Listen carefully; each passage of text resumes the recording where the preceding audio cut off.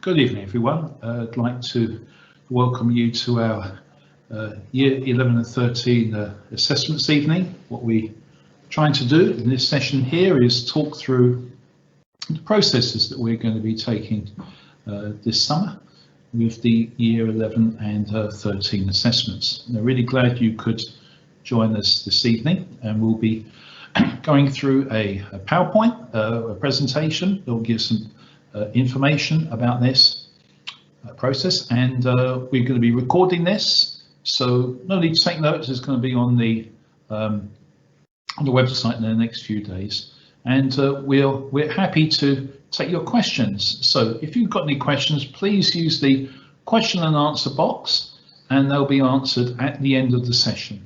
So feel free to answer any questions, and we'd be pleased to answer them for you. Okay, so on with the presentation. Thank you. So this infographic there just gives us the headlines of the information. This is repeated at the end of the presentation here, but it gives a useful summary of the project ahead of us, namely that working out the grade is going to be by teacher judgment. It's not graded by an algorithm like last year. School and college assessments are going to continue as they have done. The students will only be assessed on what they've been taught, and the teacher will tell the student what evidence is used to grade you. And in terms of the evidence, mock tests and work already done is taken as evidence. Non-exam assessment should continue, kind of coursework, and it can be used as evidence even if it's incomplete. The art design grade is based only on the portfolio, and the exam boards have provided teachers with some useful question banks to use should we wish. Remember, the results will be based on completed and future work, future work in terms of the next few weeks, so students are encouraged to keep doing their best. That's the overview there. Just to say, top right, for your information, it's always this handy slide here. You see results days for A-level the 10th of August and GCSE the 12th of August there.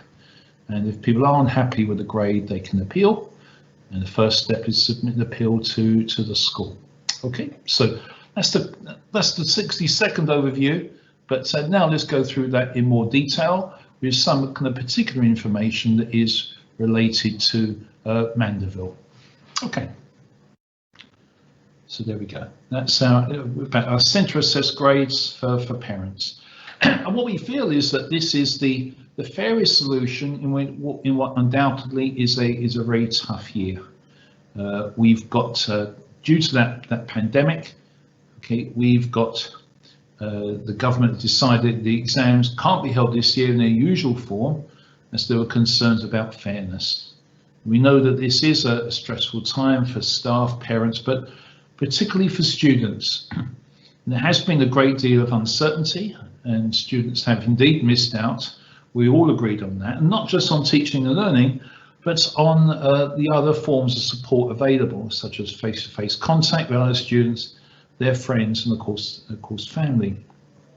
And really, we want to assure that students will still receive a grade that reflects their ability. And one of the main things about the process here is enabling them to progress to that next stage, be it A-level, be it training, okay, or employment, or to college. That's uppermost in our minds.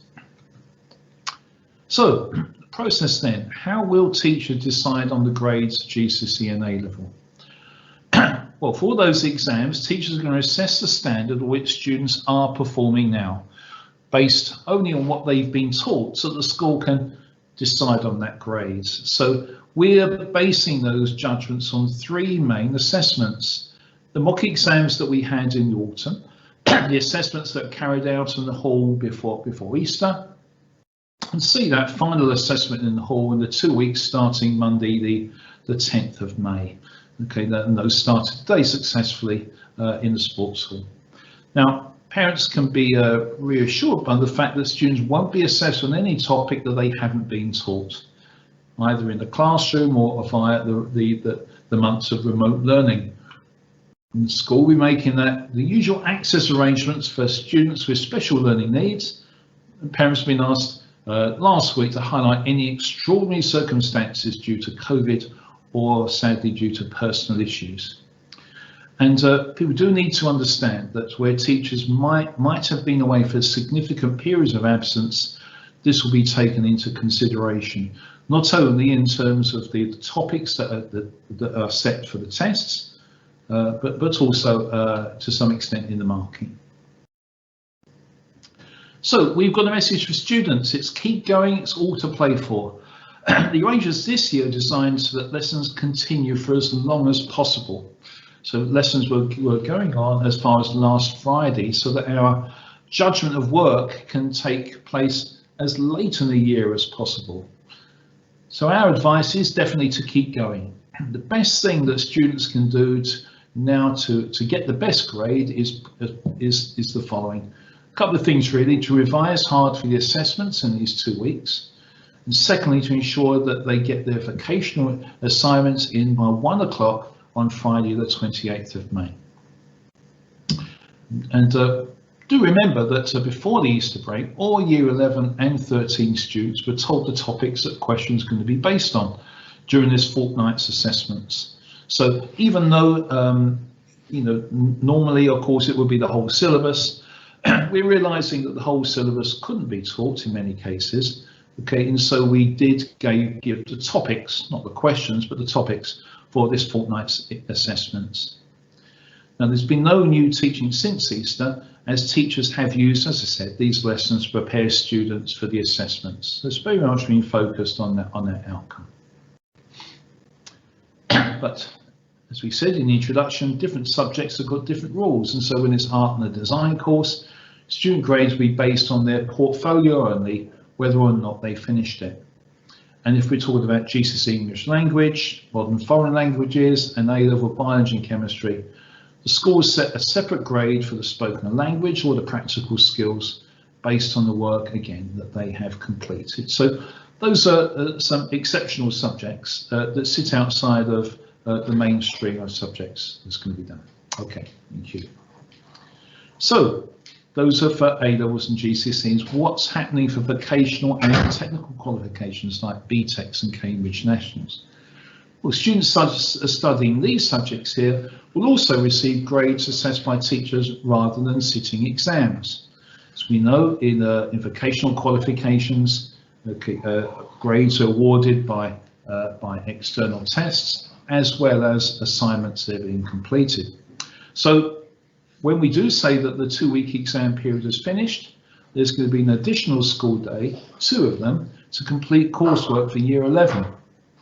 Now, some students have been really good and they've completed all of that work, but all students last week that haven't completed that were invited to turn up, okay, on the days below, and if you don't turn up, then they won't be able to pass. Okay, so it's very important that if they did receive a letter, okay, last week, then you can see the subjects on the left-hand side, you can see the dates on the right-hand side. Okay, those are real red letter days for turning up, coming to school, getting the work done, so we can give a grade. We only need the 26th of May if the coursework isn't completed in either the 24th or 25th. Okay, so do ring those dates, but even more important, make sure you do everything you can to get those assignments finished by the 28th. Thank you. So when all of the results, all the work is in, and teachers will have assessed the work and published the grades. Those are these published them internally to our staff and given them to the exam board. We then have a period of external verification, as we call it, where the exam board asks us questions and challenges us on the grades and the process that we can use to come up with them. But the results days for A-levels and for GCSEs do come out in August as usual. So that's the 10th of August for A-levels and the 12th of August for GCSEs. The results for vocational qualifications will also be issued to students either on or before these dates. So just like any other year, students will have the right to appeal their grade. They believe the grade is wrong, but first of all, they ask the school to check for errors. And after this, if they still believe their grade is wrong, the school can then submit an appeal to the exam board on their behalf. The exam board will decide whether the new grade is reasonable based on the evidence. This is the appeals process. Both parents and students need to be aware, though, that in that process, grades can go up or they can go down. So just to bear that in mind. Be assured that full details about the appeals process will be sent to students and parents after half term. So, a timeline now.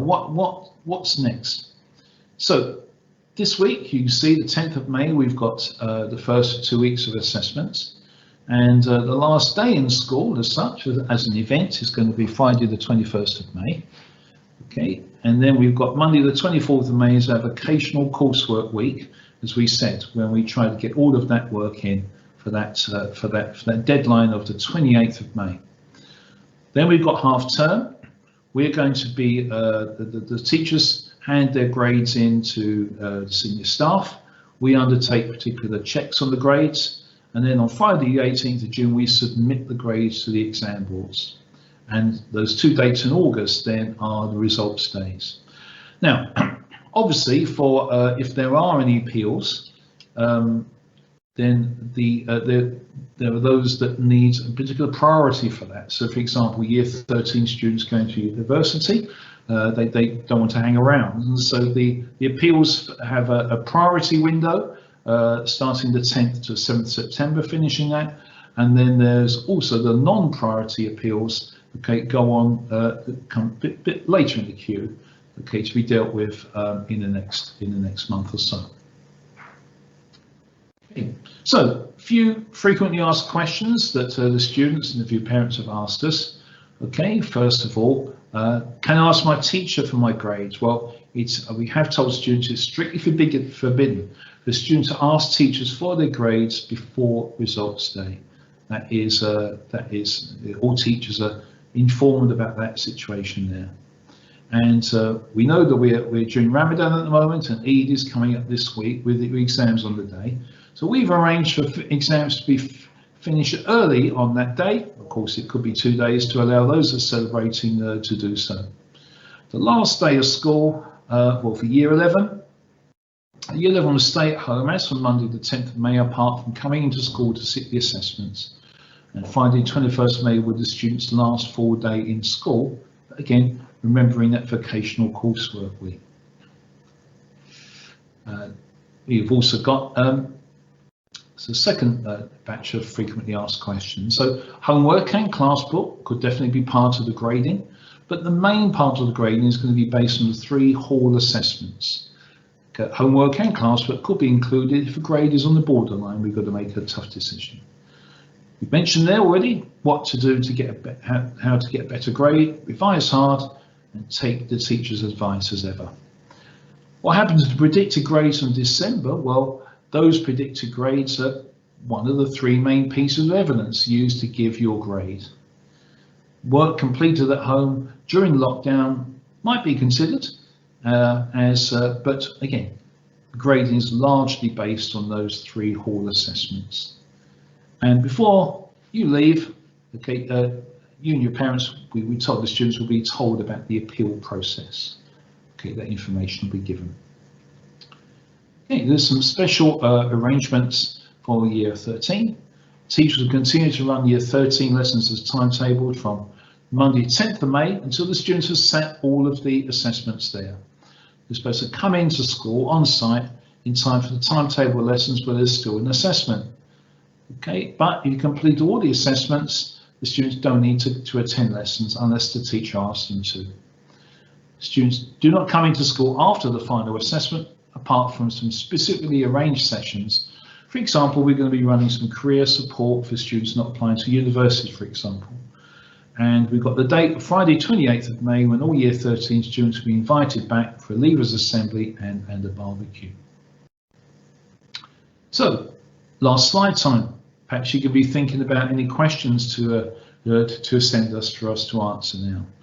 Students should speak to their form tutor or head of year, as Ms. Drury, Year 11, or Mr. Cockcroft, Year 13, for some good general advice.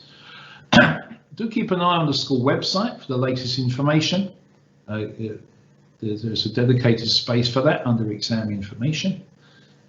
And further guidance for both students and parents will be available there, as well as being sent by the usual routes. If you've got, if students or parents got any particular questions about a particular subject, then of course the subject teachers will also be able to answer questions for the assessment obviously they're in charge of. But if you've got any further questions, then feel free to email me, Paul Hammond, at usual email address, paul.hammond@mandeville.school, and I'll try to answer the questions as soon as possible. Okay, right, so that's the presentation. I wonder if we've had any questions, Adam. Okay. Anyone got any questions? I'll just leave a minute for you to put down any questions that you'd like to ask now. Have a look in that Q&A box to ask them. Otherwise, of course, as we said, you've just got my email. You've got my email address, and we'd be very happy to take any questions that you might have. Okay, just a short time more. So if there are no new questions, then I'll thank you for attending this 20 minutes. Hopefully you found it informative, and I look forward to hearing from you if you do have any queries. Other than that, thank you for attending. A recording of this will be available on the website, and I wish you a very good evening. Thank you, everyone.